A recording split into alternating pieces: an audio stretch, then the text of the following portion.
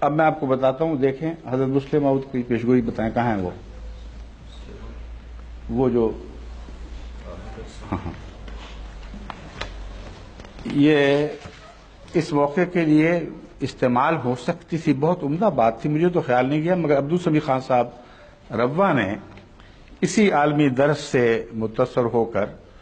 ایک پیشگوئی بھجوائی ہے جو اس بات کی مؤید ہے، اور بڑی کھلی کھلی مؤید ہے جو میں بیان کر رہا ہوں کہ اگر آپ نے ایک خلیفہ کی بیعت کی ہے تو درست کی ہے، اس خلیفہ کو خدا نے مقرر فرمایا ہے، وہ کمزور ہو ناکارہ ہو، خدا اپنے تقرر کی غیرت رکھتا ہے اور حفاظت فرماتا ہے، اور اس کے مخالفین کو ضرور نامراد کیا کرتا ہے۔ بس ہر وہ اختلاف جو مخالفت سے اگا ہے وہ اس پودے کی طرح ہے، نجتثت من فوق الارض ما لها من قرار، اسے تو ضرور اکھاڑا جائے گا، وہ شجرہ خبیثہ ہے، اس کو قرار نہیں ملے گا۔ یہ میں بتا دیتا ہوں وارننگ کے طور پر، لیکن سچے پاک اختلاف جو کثرت سے مجھے ملتے ہیں ان کے خلاف کوئی رد عمل نہیں ہے، ہرگز نعوذ باللہ من ذالک۔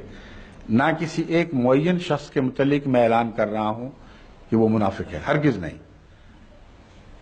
وہ اپنا حال مجھ سے بہتر جانتے ہیں۔ اصول میں نے بتا دیے، سمجھا دیا کہ کس طرح پہچان کریں، پھر ان کا معاملہ اور خدا کا معاملہ ہے، پھر میں بیچ میں ایک طرف ہٹ جاؤں گا بیچ میں سے۔ یہ سنیے، مسجد اقصی قادیان میں پہلی دفعہ 7 جنوری 1938 کو لاؤڈ سپیکر لگا۔ 1938 کو 7 جنوری کو لاؤڈ سپیکر لگتا ہے، اور یہ اتنا بڑا واقعہ ہے اس زمانے کے لحاظ سے کہ حضرت مسلم موعود علیہ السلام، حضرت مسلم موعود رضی اللہ تعالیٰ عنہ اس پر خطبہ دیتے ہیں، اور اس وقت میں 10 سال کا تھا، کیونکہ 28 میں پیدا ہوا ہوں آخر پر، تو اس وقت وہ خطبے میں فرما رہے ہیں، اب وہ دن دور نہیں کہ ایک شخص اپنی جگہ پر بیٹھا ہوا ساری دنیا میں درس و تدریس پر قادر ہو سکے گا۔ اب بتائیں کہ میرے جیسے جاہل نادان بچے کا وہاں موجود ہونا، وہ تصور بھی کر سکتا تھا کہ یہ وہ لڑکا ہوگا جو اٹھے گا اور اس پیشگوئی کا مصداق بنے گا۔ فرماتے ہیں ابھی ہمارے حالات ہمیں اس بات کی اجازت نہیں دیتے، ابھی ہمارے پاس کافی سرمایہ نہیں، اور ابھی علمی دقتیں بھی ہمارے رستوں میں حائل ہیں، لیکن اگر یہ تمام دقتیں دور ہو جائیں اور جس رنگ میں اللہ تعالی ہمیں ترقی دے رہا ہے اور جس سرعت سے ترقی دے رہا ہے، اس کو دیکھتے ہوئے سمجھنا چاہیے کہ اللہ تعالیٰ کے فضل سے قریب زمانہ میں یہ تمام دقتیں دور ہو جائیں گی۔ تو بالکل ممکن ہے کہ قادیان میں قرآن اور حدیث کا درس دیا جا رہا ہو، اور جاوا کے لوگ اور امریکہ کے لوگ اور انگلستان کے لوگ اور فرانس کے لوگ اور جرمنی کے لوگ اور آسٹریلیا کے لوگ اور ہنگری کے لوگ اور عرب کے لوگ اور مصر کے لوگ اور ایران کے لوگ اور اسی طرح تمام ممالک کے لوگ اپنی اپنی جگہ وائرلیس کے سیٹ لیے ہوئے ادھر سن رہے ہوں۔ اس طرح خدا اپنے نشان ظاہر کرتا ہے، پھر کیوں شکوک اور وہموں میں مبتلا ہو کر تم اپنی عاقبت کے درپے ہوتے ہو؟ لیکن اگر خالص ہو اپنے عہد بیت میں اور خدا کی تائیدیں تمہیں یقین دلا رہی ہیں کہ یہ درست فیصلہ تھا بیت کا،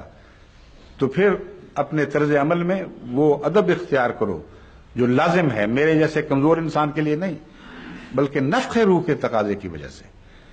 کیونکہ جس خلیفہ کو خدا بناتا ہے، جو اس کے مسند تک بیٹھتا ہے، وہ اسی نفخ روح سے برکت پاتا ہے، نئی نفخ روح پر نہیں ہے، لیکن اسی نفخ روح سے برکت پاتا ہے۔ اس لیے اس مقام کو کبھی پیش نظر سے ہٹانا نہیں، اور ذاتی طور پر میں اپنے آپ کو جو سمجھتا ہوں مجھے بہتر پتا ہے، میں نہایت ناکارہ انسان ہوں، علمی لحاظ سے کمزور، بسا اوقات اتنی غلطیاں کرتا ہوں کہ سارے خلفاء نے مل کر جو ظاہری علوم کی غلطیاں ہیں، میں پھر بتا رہا ہوں ظاہری علوم کی، وہ اتنی نہیں کی ہوں گی جتنے میں اکیلا ہی کر چکا ہوں اب تک، پھر بھی اللہ برداشت فرما رہا ہے۔ وہ جانتا ہے کہ یہ غلطیاں بشری کمزوریاں ہیں، بچپن کی غلط سکولنگ کے نتیجے میں میری تربیت اللہ اور طرح فرما رہا تھا، اسکول کے میں پڑھنے والے مولوی بن رہے تھے، وہ اور طرح بن رہے تھے، ظاہری علوم پر جو ان کو دسترس ہوئی وہ مجھے نصیب نہیں ہوئی، میں جانتا ہوں، مگر اگر وہ ہوتی تو یہ نہ ہوتا جو اب نصیب ہے۔ اس لیے جن تقاضوں کے پیش نظر اللہ مجھے تیار کر رہا تھا ان میں ان غلطیوں کا شامل ہونا ایک لازمی حصہ ہے، اس لیے ان پر کوئی غلط نتیجے نہ نکالیں، مگر خدا کی تائید بہرحال میرے ساتھ ہے، رہے گی، اور ہر خلیفہ کے ساتھ جب تک مسیح موعود علیہ السلام کے اعلیٰ مقاصد پورے نہیں ہوتے اسی طرح جاری رہے گی، اور جو شخص اس سے تعلق کاٹے گا اس کا خدا سے تعلق کاٹا جائے گا، اس بات میں کوئی شک نہیں ہے۔ اللہ ہمیں توفیق عطا فرمائے کہ اپنے وفا کے تقاضوں کو کما حق بیان کریں۔ اور ایک اور لطیف بات جو بیان کی گئی ہے اس میں میں بتا رہا ہوں، عبدالصبح خان صاحب نے، یہ آپ نہیں بیان کر رہے، یہ انہوں نے بیان کی ہوئی ہے پہلے۔ ہاں، اس میں یہ بیان ہے کہ عجیب اللہ کی شان ہے کہ 7 جنوری کو 1938 کو حضرت مسلم موعود یہ اعلان کر رہے ہیں، پیشگوئی کر رہے ہیں، اور ماریشس سے 7 جنوری کو اس عالمی پروگرام کے آغاز کا آپ نے اعلان کیا ہے۔ 7 جنوری اعلان پہلے کیا ہے، 7 جنوری کے متعلق بتایا تھا کہ 7 جنوری سے یہ عالمی انتظام جو ٹیلی ویژن کے ذریعے تمام عالم کو مربوط کرنے کا انتظام ہے یہ شروع ہو جائے گا، تو عین اسی دن وہ پیشگوئی پوری ہوتی ہے۔ اور اللہ کی شان دیکھیں، میں تو نکما سا کھلنڈرا سا لڑکا تھا، وہاں بیٹھا ہوتا تھا، اب میرے کپڑوں کا بھی ہوش نہیں تھا، اکثر ایک ہاتھ سے شلوار پکڑنی پڑتی تھی کہ بعد وہ نالا ڈھیلا ہو جاتا تھا، تو یہ بھی ہوش نہیں تھی، تو لوگ مجھے دیکھ کے ہنسا کہتے تھے کس قسم کا نکم بےہودہ لباس میں پھرتا ہے،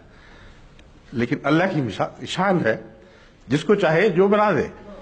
اور اس کی تائید پھر ایسی کرتا ہے کہ اس کو پھر کسی دلیل کی ضرورت نہیں رہتی، وہ آسمان پر چمکتی ہے۔ مگر یہ تائید دراصل یاد رکھیں